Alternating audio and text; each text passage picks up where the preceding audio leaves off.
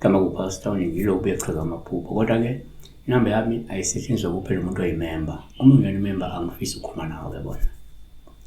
Ungena umlandeli angifisi ukukhuluma nawe. Yabona. Kula kahle nje. Inamba-ke usenza kusongo 9 ya number kuphela. WhatsApp yafona faka i-time. Yabona. Ave ngingakuthandi ukuthi abantu abaningi baya-WhatsApp. Ngikuthanda lokho. Abantu abanga-WhatsApp yilabantu abangewona amamemba vele, yilabantu abangabona abalandeli be-channel. Singabe ungakufisa ukukhuluma nomuntu ongayona imemba le. Yabona. Ngoba uzobe ngi-WhatsApp engibiza ngomkhulu phezu kwalokho. Hey mkhulu ngiphupha ukuthi hey mkhulu guys awuyena umkhulu mina.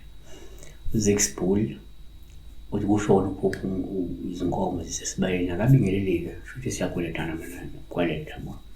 Yini inkomo cows cattle blah blah blah blah blah blah. Yabo?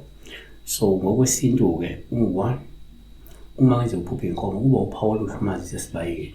Lokhu kungasho ukuthi ngenzeka umsamo omuhle uhlambulukile futhi uvikelekile lamathongo noma ngidalwa zizinzile kulowo msamo.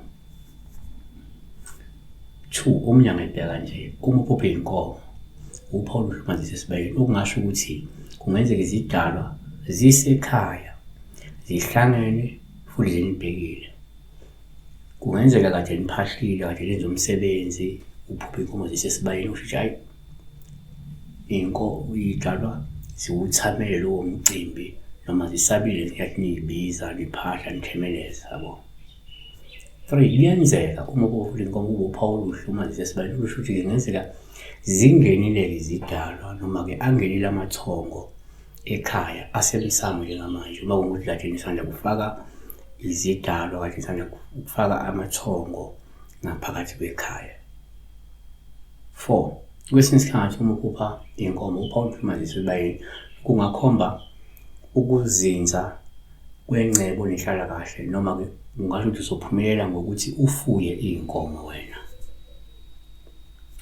Samuel wesibili chapter 12 verse 2 indoda ecibileyo yayinezimvu nezinkomo eziningi kakhulu. Siyabonga. Inkomo sesibayeni.